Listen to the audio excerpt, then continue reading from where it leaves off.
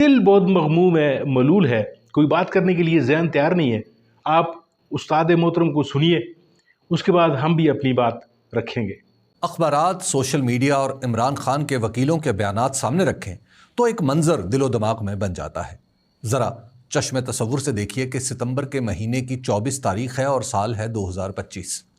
راولپنڈی کی دہشت گردی کی عدالت میں GHQ حملہ کیس سنا جا رہا ہے۔ اس سے پہلے حکومت کہہ چکی ہے کہ اس مقدمے کے ایک ملزم عمران خان کو بذریعہ ویڈیو لنک عدالت میں پیش کیا جائے گا۔ اب عدالت لگ چکی ہے۔ منصف کے ہاتھ میں ایک موبائل فون ہے اور دوسرا موبائل فون عدالت سے کچھ دور اڈیالہ جیل میں عمران خان کے سامنے رکھا ہے۔ مبینہ طور پر دونوں mobile phone what's app call پر منسلک ہیں۔ غالباً اڈیالہ جیل میں قید ملزم کی شکل منصف کو دکھائی دیتی ہے اور وہ اطمینان کا اظہار کرتا ہے۔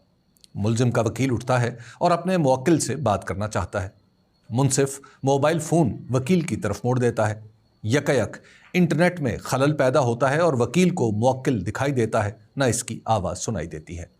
یہ کوئی نہیں کہہ سکتا کہ انٹرنیٹ بحیرہ عرب میں مچھلیوں کے کسی تار کو کتر جانے کی وجہ سے رکا یا کسی آسمانی مداخلت سے۔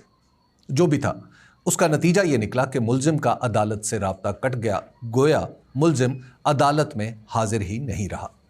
عدالت نے اس کے بعد بھی کارروائی جاری رکھی اور استغاثہ کے گواہوں کے بیانات قلم بند کرنا شروع کر دیے۔ اس وقت کمرہ عدالت میں وکیل ہے نہ ملزم، مگر عدالت جاری ہے۔ اس منظر کا حصہ ہو جانے کے بعد کسی بھی صحیح الدماغ شخص کے ذہن میں کئی سوالات اٹھتے ہیں۔ پاکستان کا ضابطۂ فوجداری یاد آتا ہے، جس کے مطابق ملزم کی عدالت میں حاضری اس لیے بھی ضروری ہے کہ عدالت جب چاہے اس سے کوئی سوال کر سکے۔ ملزم کا یہ حق ہے کہ وہ اپنے خلاف گواہیاں سنے اور اپنے وکیلوں کو ہدایات دے۔ ملزم عمران خان اشتہاری بھی نہیں کہ ان کی غیر حاضری میں مقدمہ جاری رہے۔ ملزم نے عدالت سے غیر حاضری کی کوئی درخواست بھی نہیں دے رکھی۔ وہ ضمانت پر بھی نہیں کہ عدالت آنا ان کی اپنی مرضی پر منحصر ہو۔ ملزم تو استغاثہ یعنی خود حکومت کی تحویل میں ہے۔ یہ سارے سوالات یوں تو عدالت میں اٹھائے جانے والے ہیں تاکہ منصف کا قلم ان کا جواب نہ بھی دے پائے تو اس کی چشم عدل افروز سے ہی کچھ معنی اخذ کر لیا جائے۔ اسی طرح کی ایک کارروائی اسلام آباد ہائی کورٹ کی بھی ہے۔ اس عدالت میں کوئی صاحب ایک درخواست دائر کرتے ہیں کہ جیل میں عمران خان اور ان کی بیگم صاحبہ کے ازدواجی حقوق بحال کیے جائیں۔ مجھے معاف کیجئے کہ اس معاملے پر بات کرتے ہوئے بھی حیا آتی ہے اور میں ناکارہ اتنا قادر الکلام بھی نہیں کہ ثقافت سے گرے بغیر سب کچھ عرض کر دوں۔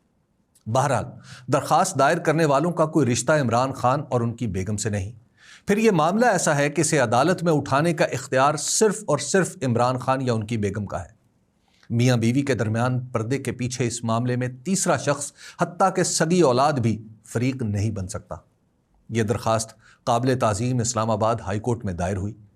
اس عدالت کے معزز رجسٹرار نے نہ جانے کس نقطۂ قانون کو سامنے رکھتے ہوئے تیسرے شخص کی درخواست کو عدالتی سماعت کے لیے منظور کر لیا اور کوئی اعتراض نہیں لگایا۔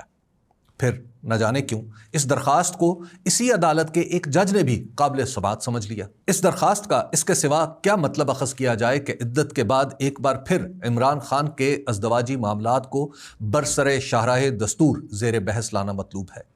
حالانکہ اسی عدالت میں عمران خان کے القادر ٹرسٹ کیس کی اپیل دائر ہے، مگر اسے چیف جسٹس عزت مآب جسٹس سردار محمد سرفراز کا حسن سماعت میسر نہیں۔ ایسی صورت میں اسلام آباد ہائی کورٹ کسی تیسرے کے کہنے پر ازدواجی معاملات کی تفصیل سننے کا ذوق و شوق رکھتی ہے تو اس پر آفرین اے مابد قانون آفرین کا ہدیہ تبریک ہی پیش کیا جا سکتا ہے۔ پاکستان میں چلن ہے کہ جو شخص قانون کی عملداری کی بات کرے اسے تحریک انصاف سے ٹانک دو۔ جو وکیل عدالت میں انصاف کی دہائی دے اسے تحریک انصاف کا قرار دے کر اس کی دلیل رد کر دی جائے۔ جس عدالت میں عمران خان یا ان کے ساتھیوں کے لیے انصاف کا شائبہ دکھائی دے اس پر پھبتیاں کسی جائیں۔ حکومتی سرپرستی میں گڈ ٹو سی یو جیسے بے ضرر فکروں کو بہتان بنا کر عدالتوں کے دروازے پر حضرت مولانا فضل الرحمان اور محترمہ مریم نواز کی قیادت میں ہجوم کیا جائے۔ عدلیہ سے انصاف کی موہوم سی امید قاضی فائز عیسیٰ کے جانے کے بعد پیدا ہو تو 26ویں آئینی ترمیم کے ذریعے اس پر تاریکی مسلط کر دی جائے۔ عدلیہ کی خود مختاری کو بغاوت اور ضابطوں کی پاسداری کو سرکشی قرار دیا جائے تو شاید منصفوں کے دل بھی دہل جاتے ہوں گے۔ شاید عافیت کوشی اور مصلحت کے درمیان فرق مٹ جاتا ہوگا۔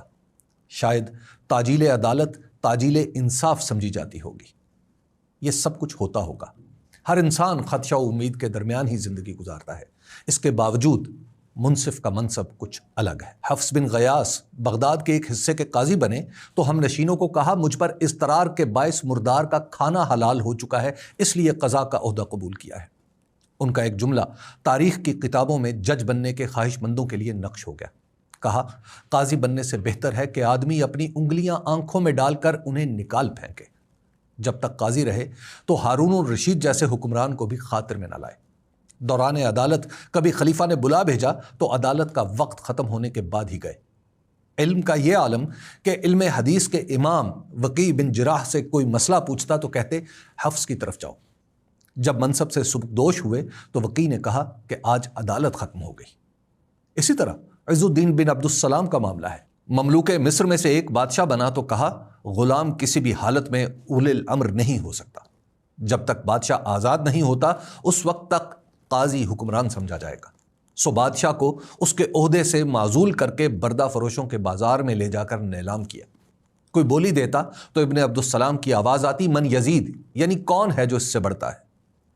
اسی قاضی کی سند لینے والے حکمران نے ہی تاتاریوں کی یورش کو روکا اور تاریخ بدل ڈالی۔ ناظرین کرام، ویڈیو آپ نے ملاحظہ فرمائی ہے، اس پر کیا تبصرہ کیا جا سکتا ہے؟ جو نوحہ آپ نے جناب حبیب اکرم کی زبانی سن لیا، کیا اس پر کوئی اور بات کی جا سکتی ہے؟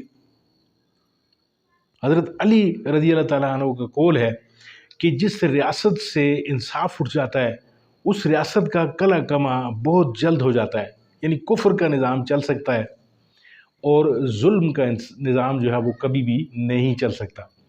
عدالتوں کی باتیں آپ نے سن لی، عدالتوں کے کام آپ نے دیکھ لیے، اور جو کچھ اس ملک میں ہو رہا ہے اس کو آپ بخوبی دیکھ رہے ہیں۔ جس طریقے کا حبیب اکرم صاحب نے آپ کے ساتھ پورے کا پورا ایک سینیریو انہوں نے جو تصویر کشی کر لی ہے، یعنی ان سے زیادہ بہترین تصویر کشی میں نہیں سمجھتا ہوں کہ کوئی ہمارے ملک میں، شاید یہ پہلے اور آخری صحافی ہیں کہ جو الفاظ سے آپ کو منظر کشی کرتے ہوئے نظر آتے ہیں۔ عدالت میں جس طریقے سے عمران خان صاحب کی پیشی کو رد کر دیا گیا، ان کی جو حاضری تھی، ان کی کوئی بات جو ہے وہ پبلک میں نہ آ جائے، انٹرنیٹ کو معطل کر دیا گیا۔ عوام اب یہ سب کچھ دیکھ رہی ہے۔ اب حبیب اکرم صاحب نے جو آپ کے سامنے چیزیں رکھی ہیں، یعنی کیا آپ کا دل جو ہے اس پہ گرفتہ نہیں ہوا؟ کیا آپ کا دل جو ہے وہ مغموم نہیں ہوا؟ کام بس کچھ بھی نہیں کہا جا سکتا۔ آپ سے امید یہ ہے کہ آپ اپنی آراء کا اظہار ضرور کیجئے گا کامنٹ میں، اور انتظار کرتے ہیں کہ کب حضرت علی رضی اللہ تعالیٰ عنہ کی جو بات ہے وہ پوری ہوتی ہے۔ اپنی دعاؤں میں مجھے ضرور یاد رکھیے۔ ملتے ہیں آپ کے ساتھ کسی اور موضوع، کسی اور ویڈیو میں، تب تک کے لیے دیجیے اجازت۔ اللہ آپ کا حامی ناصر۔